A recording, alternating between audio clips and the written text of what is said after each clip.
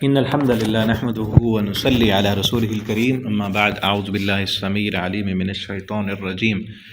من همزه ونفخه ونفثه بسم الله الرحمن الرحيم يا أيها النبي لم تحرم ما أحل الله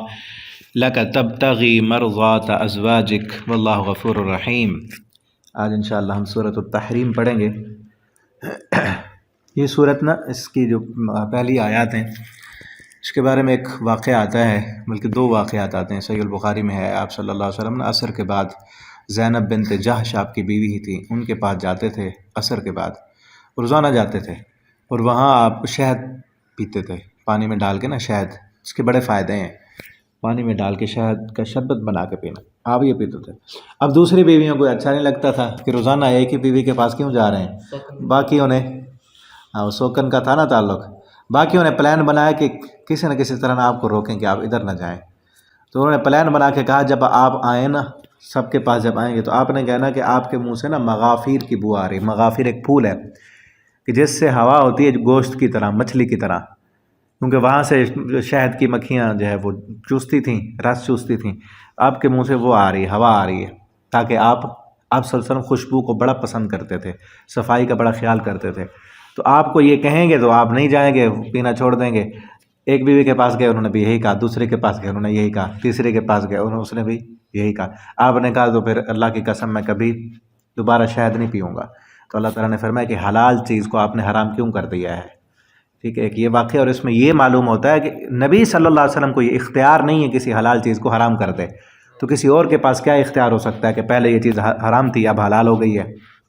ٹھیک ہے۔ یا ایھا النبی، اے نبی صلی اللہ علیہ وسلم، لم تحرم،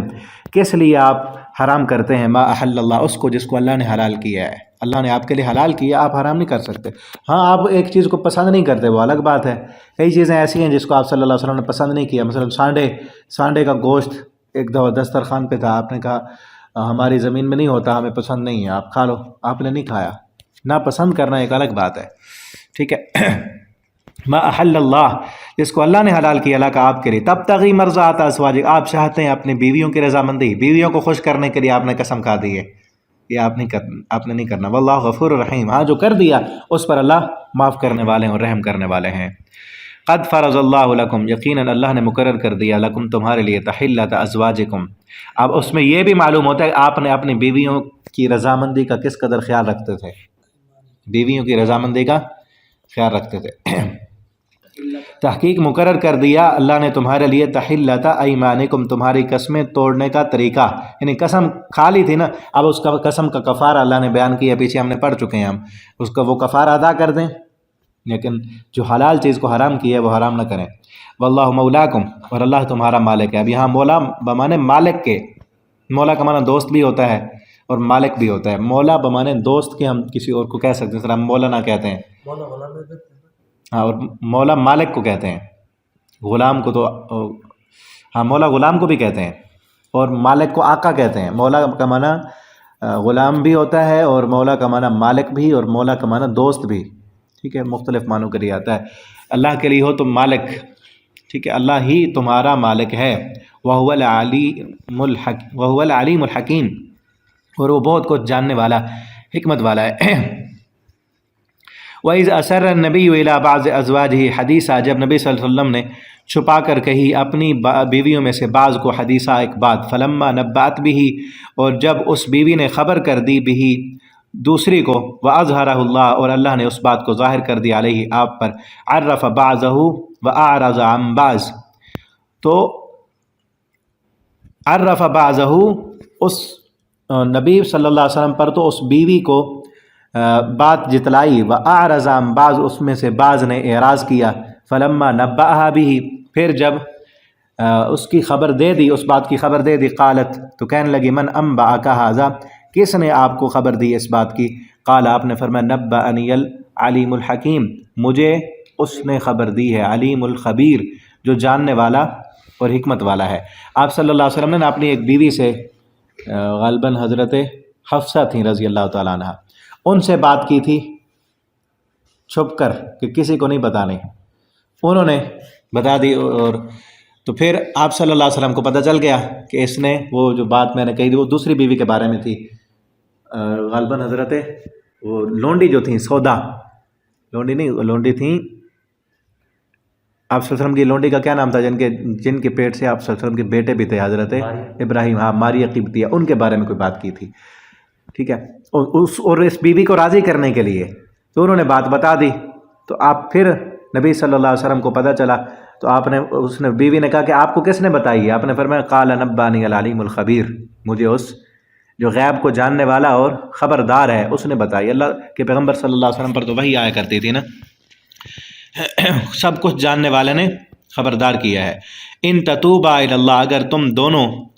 تتوبہ توبہ کر لو الی اللہ، اللہ کی طرف، فقد صغت قلوبکما، تو یقیناً فقد صغت قلوبکما، تو تمہارے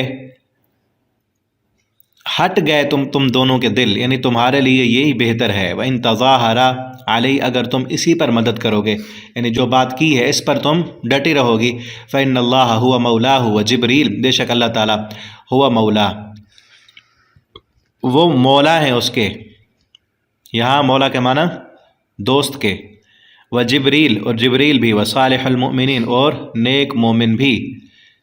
والملائکۃ، اور ملائکہ، بعد ذالک ظہیر، اس کے بعد تمام فرشتے مددگار ہیں۔ عسیٰ ربہ، قریب ہے کہ ربہ ان طلقکن، قریب ہے کہ طلاق دے تمہیں اس کا رب، ان یبدلہ، اور وہ بدلے میں دے، ازواجن، بیویاں، خیرن، جو بہتر ہوں، من کن، ان سے، مسلماتن، اگر یہ آپ کے پاس نہیں رہتی یا دنیا کا مطالبہ کرتی ہیں۔ صرف پیچھے سورہ احزاب میں تھا کہ انہوں نے آپ صلی اللہ علیہ وسلم سے بیویوں نے مطالبہ کیا تھا کہ ہم پلان بنایا ہوا تھا، آپ صلی اللہ علیہ وسلم آئیں گے تو ہم آپ سے فلاں فلاں جو ہے فرمائشیں کریں گی، خرچے کا مطالبہ کریں گی، تو آپ صلی اللہ علیہ وسلم کو تو یہ پسند نہیں تھا نا، تو اللہ فرماتے ہیں ہم اگر یہ خرچے کا مطالبہ کرتی ہیں، اگر اللہ اور اس کے رسول پر راضی ہونا ہے تو ٹھیک ہے، اگر دنیا کا مطالبہ کرتی ہیں تو پھر دنیا دے دیتے ہیں اور ساتھ میں طلاق بھی دے دیتے ہیں، دنیا لے جاؤ اور پھر طلاق بھی لے جاؤ، اور اللہ تمہیں اور بہتر بیویاں عطا کر دے گا، من کنہ، ان میں سے، مسلمات، مؤمنات، مسلمان ہوں گی، مومنات ہوں گی، قانتات، فرما بردار ہوں گی، تائبات، توبہ کرنے والی، عابدات، عبادت کرنے والی، سائحات، دنیا سے بے رغبتی اختیار کرنے والی، سیبات، وہ